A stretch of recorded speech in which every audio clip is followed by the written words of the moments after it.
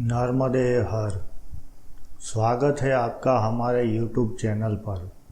आज हम आपको लेकर चलेंगे एक अद्भुत यात्रा पर, जो है उत्तर वाहिनी नर्मदा परिक्रमा। इस यात्रा में हम जानेंगे नर्मदा नदी की उत्तर वाहिनी परिक्रमा की खासियत को और कैसे यह यात्रा हमारे जीवन में आध्यात्मिक शांति और आंतरिक सुधार ला सकती है। तो चलिए शुरुआत करते हैं। यह यात्रा गुजरात के रामपुरा गांव के श्री रणछोड़राय मंदिर के पास रामपुरा घाट से चालू की जाती है। रामपुरा घाट को स्थानीय लोग कीड़ी मकोड़ी घाट के नाम से भी जानते हैं। घाट पर सरकार और सेवाभावी संस्थाओं के द्वारा जरूरी सुविधा उपलब्ध कराई गई है। नर्मदा नदी भारतीय संस्कृति और धार्मिकता का एक अभिन्न हिस्सा है। यह नदी सदियों से हमारे धर्म, संस्कृति और आस्थाओं से जुड़ी रही है। नर्मदा की उत्तर वाहिनी परिक्रमा, जो भाग उत्तरी दिशा में बहता है, सिर्फ उतने ही भाग की परिक्रमा की जाती है। उत्तर वाहिनी मतलब जहाँ नदी उत्तर की ओर बहती है, जिसे विशेष रूप से शुभ माना जाता है। इस यात्रा को करने से व्यक्ति को न सिर्फ शारीरिक स्वास्थ्य मिलता है, बल्कि यह आध्यात्मिक रूप से भी व्यक्ति को शुद्ध करता है। उत्तर वाहिनी नर्मदा परिक्रमा की शुरुआत आमतौर पर चैत्र महीने में शुरू होती है और इससे रामपुरा से तिलकवाड़ा तक उत्तर की ओर बहने वाले भाग की परिक्रमा की जाती है। यह यात्रा में लगभग 20 किलोमीटर पैदल चलना पड़ता है। यह परिक्रमा के दौरान भक्तजन नदी के किनारे किनारे चलते हुए नर्मदा के दर्शन करते हैं और धार्मिक अनुष्ठान करते हैं। परिक्रमा करने से पहले कुछ बातों का ख्याल रखना होता है। परिक्रमा प्रारंभ करने से पहले संकल्प करना होता है। इस संकल्प में परिक्रमावासी स्वयं अपने नियम तय करते हैं।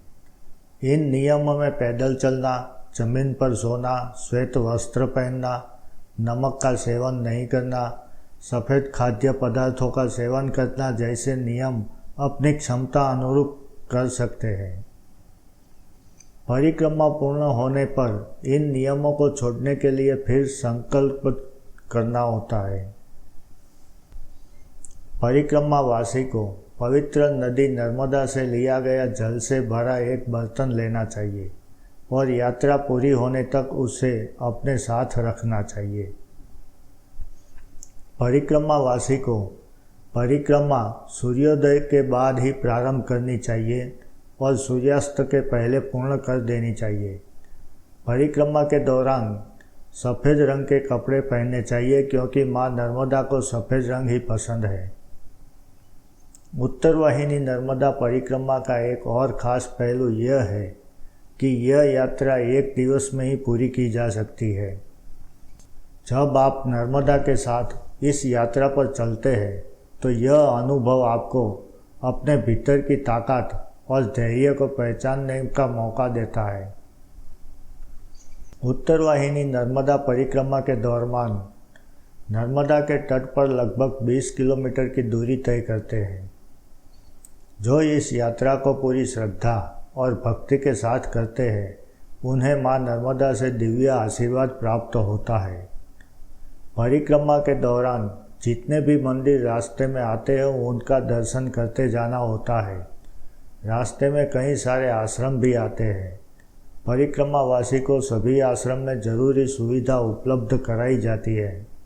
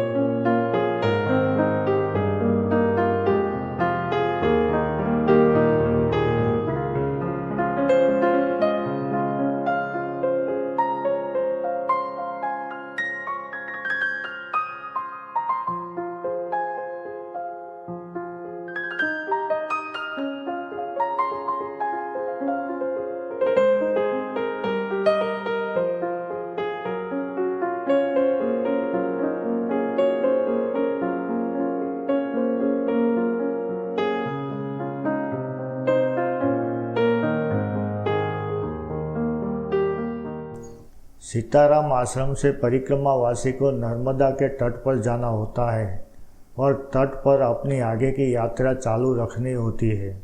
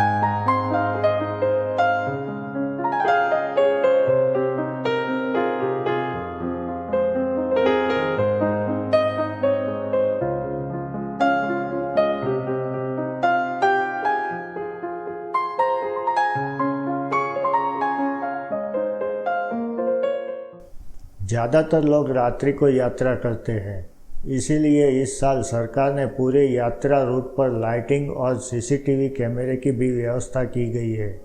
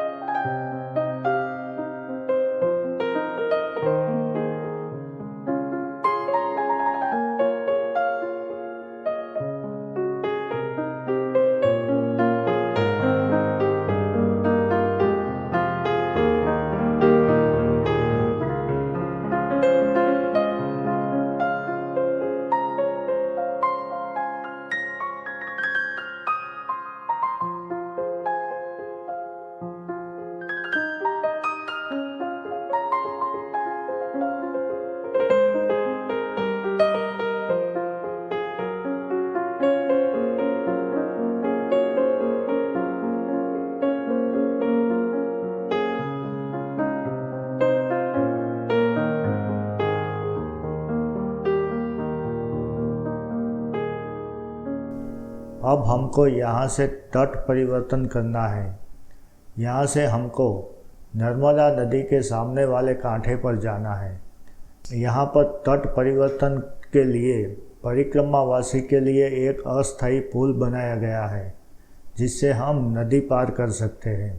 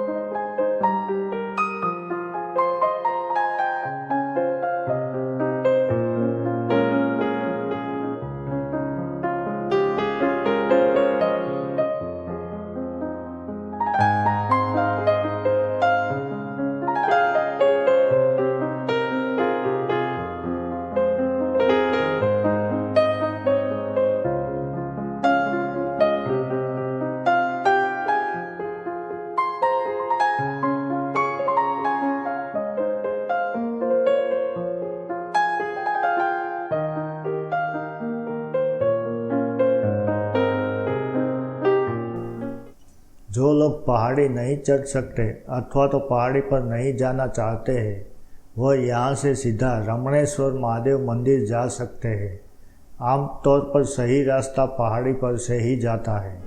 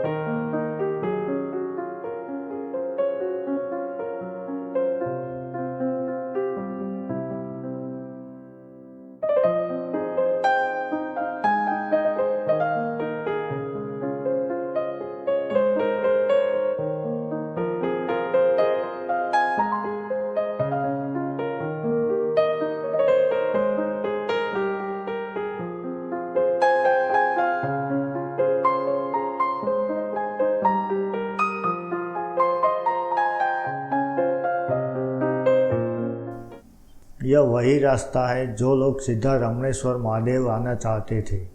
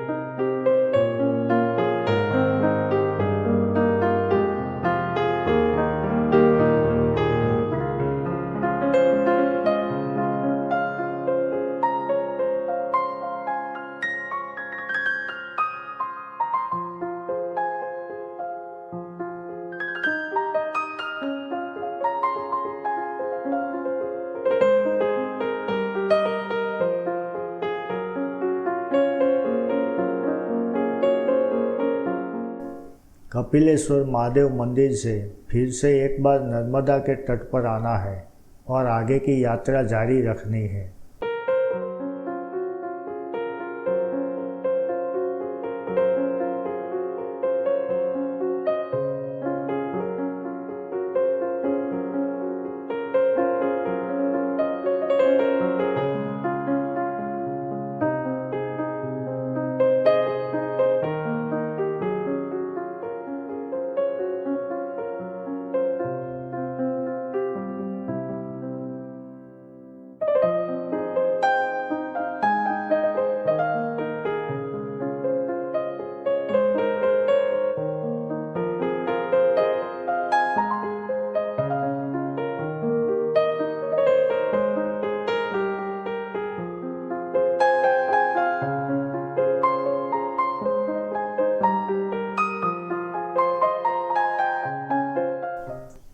नर्मदा के तट पर आपको बहुत सारे शिवलिंग के दर्शन हो जाएंगे और यहाँ से आगे आपको बोट में बैठ के फिर से सामने वाले तट पर जाना है, जहाँ पर से आपने यात्रा शुरू की थी, वही रामपुरा घाट।